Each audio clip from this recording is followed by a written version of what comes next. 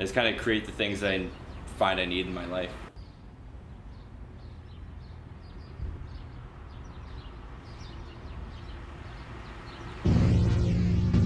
I'm a Brooklyn maker who has discovered 3D printing and used it to build my own brand.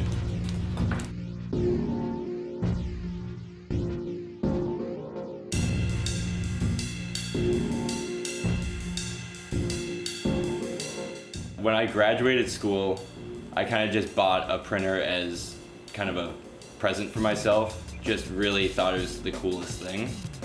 And then once I had it, I just had the tool and kind of picked up random programs. I knew a little bit just from rendering a few projects in school, but not anything too technical. Just by playing with my printer, having to adjust items, changing the files to printing, and it's just a learning process in itself that if you're into it and you're willing to learn it, you can learn it, you know?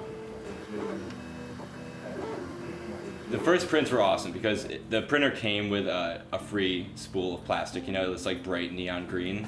So I can still look back and see all my first prints from that spool. My printer came with, you know, like 25 free files that were ready to print. When I first got it, I didn't know whether I'd be doing that or making my own or some combo of both.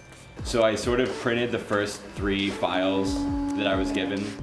And then after that, my first print was like a simple, I kind of cut the silhouette of a lighter out of a brick of plastic with a little clip. And it was sort of a lighter clip I could put in my pocket, in my backpack, and a lighter would snap onto it. So I was never without my lighter. It was super simple. It was, you know, a couple lines just sort of extruded out to be a thicker block that could support a lighter. And then that was when I thought it was awesome that I took this digital file and I could use it in my real world, and I was actually using it. That kind of progressed into my first like really cool finished product that I was like, all right, this can do something. I can do something with this.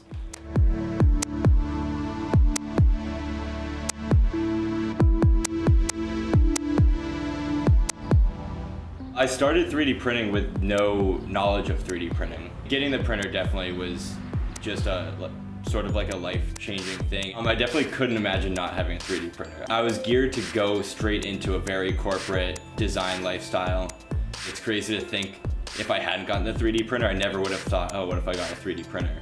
You know, because it never would have existed. Maybe I would have gotten something else and it would have been another third idea.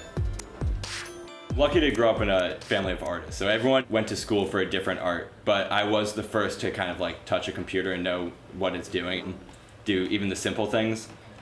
They always knew that I was kind of the one that was more on the techie side of it. And I mean, my dad's a sculptor, so he deals with 3D, so building it's in my family. Everyone sees 3D printing now and it's in the headlines and everyone has so many different questions, but it's kind of all around the same. It's just like, what is it? What is 3D printing? And like, what are you doing with it? And it's cool because now they're actually seeing that things are happening with it and they're seeing that it was a good investment on my part to actually get this printer. At first, where they didn't get it and they didn't know what I was going to do, and I was just creating plastic junk in the beginning to them, you know. I'm just going to put the build plate on here. This is what the print will be building up from.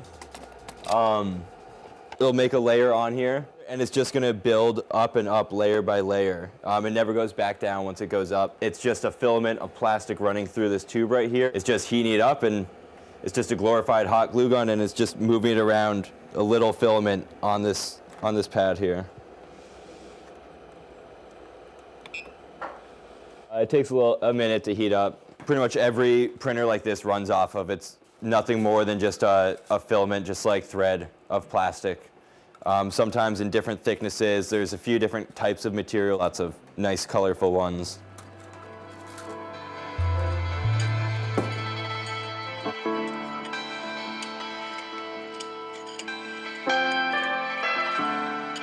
I really just print things that I think of throughout the day, kind of, you know. I'm using something and I realize it could be better, or I could use it a different way, or I don't have to buy this one part for something.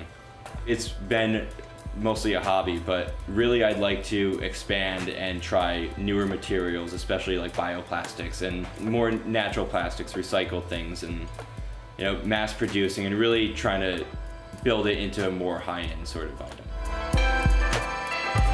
The maker movement's definitely huge in Brooklyn for sure. I think part of it is just that New York City is such a breeding ground for it, you know, and Brooklyn happens to be the hotspot for people of that sort of demographic and just that interest, you know, where Brooklyn just, it fuels the people and it becomes a breeding ground for it. Because the people are here, it just keeps growing, you know.